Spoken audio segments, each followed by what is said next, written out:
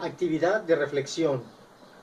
Explica un ejemplo, ejercicio o caso realizado en las actividades del aula que te permitieron desarrollar competencias general de la asignatura. Como ejemplo está el comportamiento de la corriente eléctrica y el voltaje en un circuito en serie y en paralelo de instalaciones eléctricas, así como determinar su resistencia, su comportamiento en los diferentes tipos de circuitos.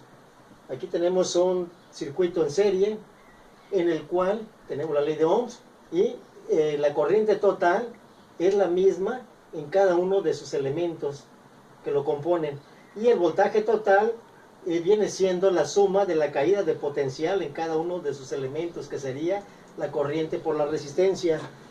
Para circuitos en serie, en paralelo, tenemos que el voltaje total es el mismo en cada uno de sus elementos, y la corriente total va a ser la caída del potencial, la caída de corriente en cada uno o de consumo de cada uno de los elementos, que sería voltaje entre resistencia en cada uno de ellos.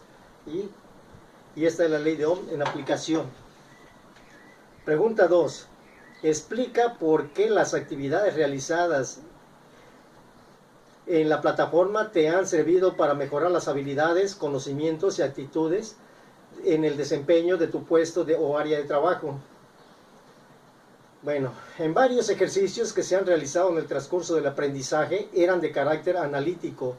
Su respuesta, en las cuales se aplicaron los conceptos teóricos y un análisis profundo para llegar a los resultados. Pregunta 3. Describe un ejemplo relacionado con las actividad laboral que muestre cómo las actividades realizadas en la asignatura te sirvieron para resolver un problema específico.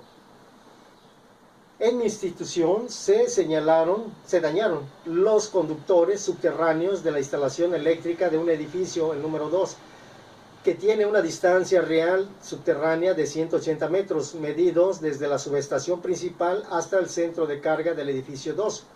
Cuando llovía se efectuaba una explosión subterránea y actuaban los interruptores del edificio. Esto ocurría recurrentemente y causaba un problema muy serio.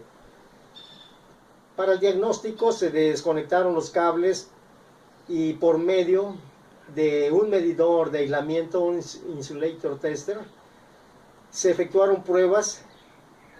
Este marca una diferencia inusual en las líneas eléctricas de 220 que indicaba un bajo nivel de aislamiento.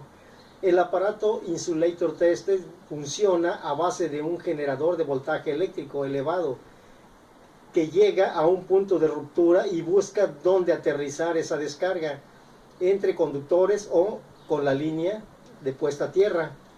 Lo anterior es la aplicación de la ley de Ohm, ya que se mide la resistencia entre conductores o conductor y línea de tierra. Podría seguir explicando cómo se calcula el conductor eléctrico, porque en esta ocasión se tuvo que quitar los cables, y como era demasiado caro el cable de cobre y era del 4 ceros, o sea, el precio iba a ser muy elevado, entonces se tuvo que buscar un sustituto, como fue el aluminio, que el precio es más barato. Para esto se tomaron en cuenta las propiedades, la resistividad del cobre y la resistividad del aluminio para resolver este problema. Y también podríamos considerarlo dentro de la misma ley de Ohms, la distancia, el área a la cual se debe de ir el conductor, y la temperatura, por lo cual también puede tener pérdidas, pero sería ya bastante amplio. Pero todo esto aplica ley de Ohm directa. Gracias. Soy